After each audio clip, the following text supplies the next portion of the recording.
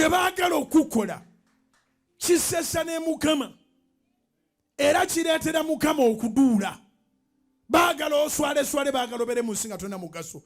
Baagala otuuke abantu ng'abantu bakusongamu emimwa olw'ebigambo bye baakwogerako. Naye Bayibuli egamba nti atuula mu ggulu aliseka. Manyi waliwo lw'oseka nga si nseko za ssanyu ng'ogamba singa oyo abadde amanyi. Oyo singa abadde amanyi. Omuntu n'akwata gw'omanyi ntakwatwako. N'olaba nga ataamulemerako. Omusekere busekere n'ogamba nti oyo omusekeredde. Oyo gwakuta n'amutuusa ku poliisi. Tamanyi nti mwana wa gundi.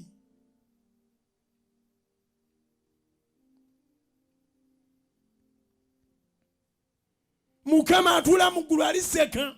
Si nseko za ssanyu za kusekerera oyo akwesimbyemu. Nziramu okujjukiza nti ebyama by'abawanguzi biri ebi. Okumanya Katonda kyakulowoozaako. Ekigambo kya Katonda kitegeera maanyi. N'ekyokubiri okusaba.